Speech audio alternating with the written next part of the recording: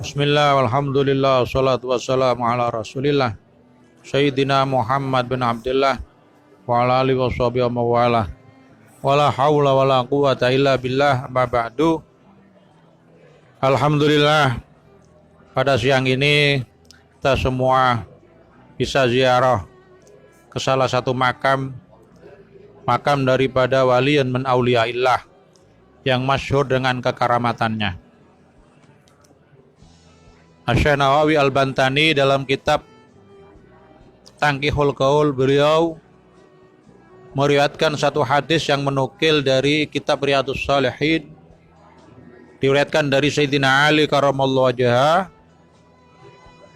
Qala Rasulullah sallallahu alaihi wasallam, man zara aliman ay yakni fi qabrihi waraka qara'a indahu ayatan min ayatillah min kitabillahi ta'ala a'tahullahu qusuran fil jannah wa kana lahu a'tahullahu bi adadi khatawatihi qusuran fil jannah wa kana bi kulli harfin qara'ahu ala qabrihi qasran min dahabin au kama qol. Syekh Nawawi dalam kitab Tanqihul Qaul menukil dari kitab Riyadhus Shalihin meriwayatkan satu hadis dari Sayyidina Ali karramallahu wajhah bahwa Rasulullah bersabda, barang siapa berziarah ke makam, ke kuburan seorang yang alim, dan dia membaca satu ayat saja daripada kitabnya Allah Al-Quran, maka dia setiap perjalanan langkahnya yang menuju makam tersebut, besok dia di surga akan diberikan kusuron, istana di surga nanti, dan dia akan diberi setiap huruf yang dibaca daripada kalimat-kalimat Al-Quran itu akan diberi satu istana yang terbuat dari emas besok di surganya Allah. Satu keuntungan yang besar, mudah-mudahan ziarah kita diterima di sisi Allah Subhanahu wa taala. Alhamdulillah, para konco-konco, kemasyhuran Asy-Syaikh Su'adi bin Abdul Manan yang terkenal dengan Syekh Abi Syamsuddin, juga terkenal dengan Bujuk Latong. Beliau sebagian mengatakan keturunan Said Hosin yang katanya sambung nasabnya kepada Sunan Bonang. Para jamaah rahimakumullah, beliau ini seorang tipe wali yang jarang menemui seseorang. Beliau itu selalu menyendiri, menyepi, uzlah di sepanjang hidupnya, seperti abahnya. Beliau bertirakat di satu tempat hutan belantara yang saya tanya tadi, katanya sangat angker. Bahkan orang sini saja jarang ke sana katanya. Duduk di satu batu, dan beliau di situ ada airnya karena tempatnya berbukit. Ketika mau wudhu, beliau kesulitan. Setiap wudhu beliau harus turun ke bawah. Akhirnya beliau mencelupkan tongkatnya. Ketika diangkat ke atas, tongkatnya diangkat ke atas, air itu mengikuti beliau. Jadi itulah yang dinamakan aing nyono. Air itu biasanya itu turunnya ke bawah seperti air tapi ini dari bawah ke atas. Itu masuk kalomah beliau. Dan beliau itu dadanya selalu bercahaya, sulit ditutupi. Sir daripada beliau tidak bisa ditutupi. Akhirnya sebagian riwayat beliau harus setiap keluar harus mengusap dadanya dengan kotoran sapi untuk menghalangi nur yang bisa dipandang oleh orang lain. Orang wali gitu, tidak ditunjukkan. Itulah maka beliau dijuluki bujuk latong. Karena latong itu kotoran sapi yang ditaruh di dadanya. Untuk menutupi kewaliannya, untuk menutupi sirnya. Terungkapnya kebesaran beliau itu yang mengungkap adalah Al-Allamah Al-Arif Billah Syekh Khalil Al-Bangkalani. Ki Khalil Bangkalan. Ketika Mbah Ma'ruf mondok di Bangkalan, beliau tidak punya uang, diriwayatkan beliau itu menyeberang lautan itu dengan berenang sampai ke Madura. Ki Ma'ruf ini himmahnya sangat tinggi, cita-citanya luar biasa. Ya, memang pewaris Rasulullah. Ya, Rasulullah itu bayangkan kadahri fil himami. Bagaikan dahri itu masa. Ya. Dalam cita-cita sebagai masa, siapapun tidak akan bisa menghentikan masa itu. Terus berjalan. Mbah Ma'ruf ketika mondok di Syekhona Khalil, beliau selalu ziarah ke makam-makam para wali. Menurut tirakatnya luar biasa, karena seminggu makan 1 kali. Suatu saat beliau dalam puncaknya, beliau terakat uzlah di makam Bujuk Sangka. Bujuk Sangka di Madura ini, saya lupa itu alamatnya. Yang terkenal wali besar. Akhirnya Kiai Ma'ruf Dunglo ditemui oleh Bujuk Sangka. Nah, karomahnya aulia gitu. Balahya uninda rabbihim. Mereka itu hidup. Beliau ditemui dari dalam kubur bahwa Bujuk Sangka mengatakan tirakatmu sik kurang. Tirakat kamu masih kurang. Kamu untuk mendapatkan ilmu laduni masih kurang. Masih kurang jauh. Ketika itulah Mbah Ma'ruf menangis terseduh-seduh. Beliau sudah hampir putus asa. Entah bagaimana lagi aku bertirakat. Aku datang kemana-mana, ke makam para wali dengan berjalan. Makan seminggu sekali. Lautan Madura aku sabrangi dengan berenang. Itu tirakatku masih kurang. Entah dengan apa lagi aku. Menangis beliau, terus menangis. Akhirnya beliau pulang ke pondoknya Syekhona Khalil.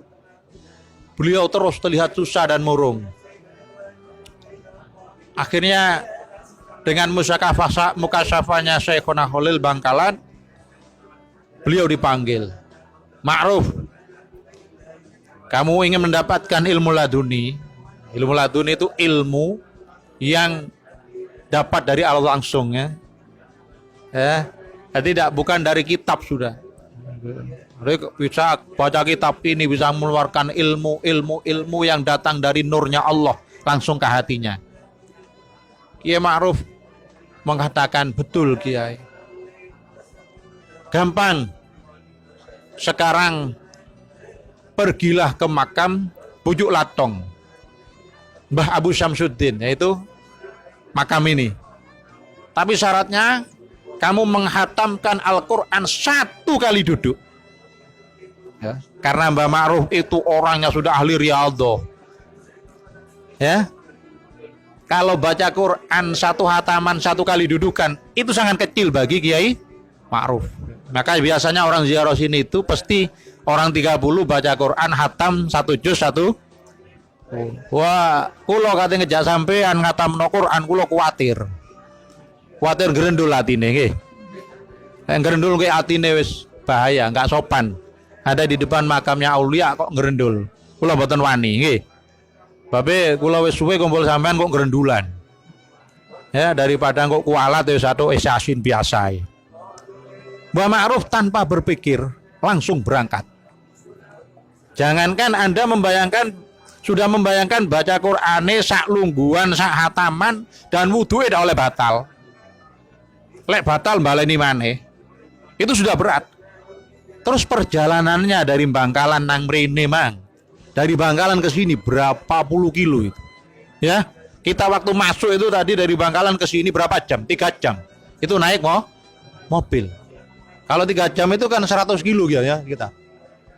Beliau berjalan waktu itu. Anda bisa bayangkan gelapnya bagaimana jalannya tadi kita lewati kayak begitu.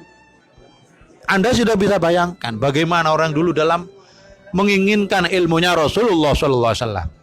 Itulah yang dimaksud Al-Qur'an, walladzina jahadu fina lanahdiyannahum subulana. Barang siapa yang sungguh-sungguh dalam menempuh jalanku, kata Allah, niscaya pasti akan aku tunjukkan jalan menujuku. Mbak Ma'ruf tanpa berpikir, dengan kegembiraannya, isyarah gurunya bahwa dia bisa mendapatkan ilmu laduni dengan syarat ziarah ke makam Mbah Abu Syamsuddin, menghatamkan Al-Quran 1 kali dudukan, wudhunya tidak boleh batal. Ternyata beliau berhasil. Disitulah Mbah Ma'ruf terkenal dengan ilmu laduninya. Ya, dan saya termasuk bersyukur, alhamdulillah, pernah dijazai seorang yang datang itu doa dari Mbah Ma'ruf. Ya, dan ketika saya ngaji waktu, kalau tidak salah ngaji Riyadhus Shalihin, waktu itu saya ngaji Mutamimah dan Riyadhus Shalihin kepada guru saya bercerita, aku sowan kiai-kiai, sowan guru-guru, kabeh ledek tanah Jawa, kata guru saya, iku lek ilmu laduni roto-roto teko Mbah Ma'ruf, tawasule nang Mbah Ma'ruf. Itulah. Itu salah satu sir yang didapat oleh Mbah Ma'ruf dari makam ini. Ya.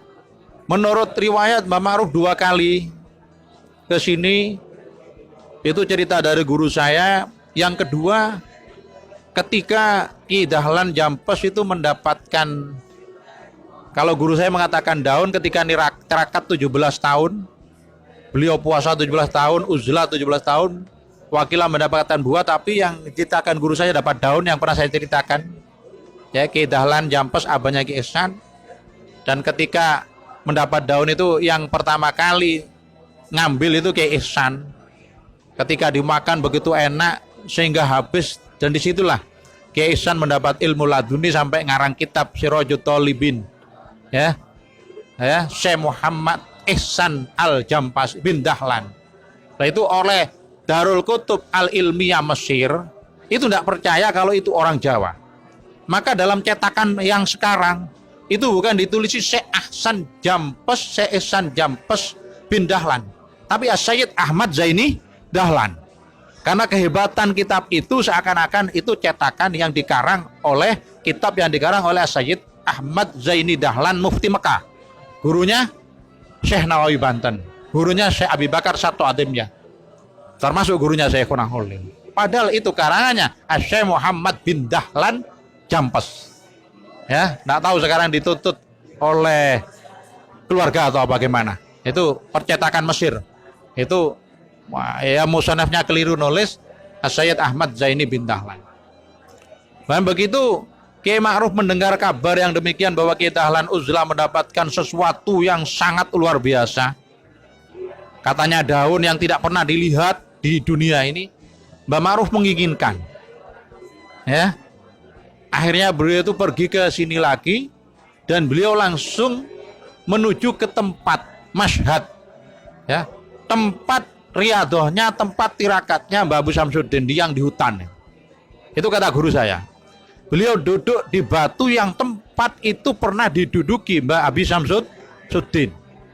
Mbah Ma'ruf tidak tanggung-tanggung 2 tahun di sana. 2 tahun. Akhirnya mendapat hatif suara bahwa Mbah Ma'ruf, kamu tidak bisa akan mendapatkan sebagaimana yang didapatkan oleh Kiai Dahlan. Karena itu adalah garis dari Allah, takdir dari. Nah, disitulah Mbah Ma'ruf pasrah kepada Allah. Akhirnya turun dari bukit, ya, kata guru saya, pulang. Ketika mau pulang, sesampai di satu pasar di Madura ini, orang semua itu salaman kepada Mbah Ma'ruf. Semua ngasih uang. Itu kata guru saya. Akhirnya saking sulitnya uang itu naruh, Ya, akhirnya sarungnya dilepas. Waktu itu pakai celana. Ditaleni sarungnya, uang masukkan sarung. Disitulah oleh Kiai Ma'ruf uangnya dibuat untuk pergi haji ke Mekah sekaligus menimba ilmu di Mekah. Ya, dan terkenal beliau ada di Mekah. Ya, beliau waktu itu tukang ngangsu sumur Zam-Zam, ngangsu wong. Ya, dia terkenal pernah mutusi satu bahsul masail di Mekah. Itulah Mbak Ma'ruf. Dan yang kedua yang pernah terakat di sini yang saya tahu, Kiai Hudori Magelang. Setelah mondok di Mbah Hasyim Asy'ari, beliau menginginkan mendirikan pondok, ingin berjuang. Beliau minta isyarah. Beliau juga di sini dan juga ke tempat tirakatnya Mbah Abu Syamsuddin. Juga insya Allah selama 2 tahun kalau tidak salah. Ya, itu Kiai Hudori Magelang. Jadi itulah, maka saya tadi meminta kepada teman-teman dalam bertawasul, kita tawasul niat sebagai niatnya Mbah Ma'ruf ketika tawasul ke Mbah Abi Syamsud. Kita tawasul ke sini niatnya Kiai Hudori ketika tawasul ke Mbah Abi Syamsuddin. Tadi pasrah bongkoan. Ya, kuatir kula kali sampean niki niate keliru. Ojo sampai keliru. Niat takdim nang para waline Allah, tawassul nedhi teng Gusti Allah, muga-muga kabul hajate sedanten nggih. Muga-muga keluarga kabeh didalekno min ahlil ilmi wa ahlil khair. Digampang no rezekine. Soleh solihat duriyae. Sedanten manfaat dunya akhirat. Besok lek wis mati husnul khotimah. Inilah yang bisa saya sampaikan. Mudah-mudahan manfaat dan menjadi ibroh bagi kita semua.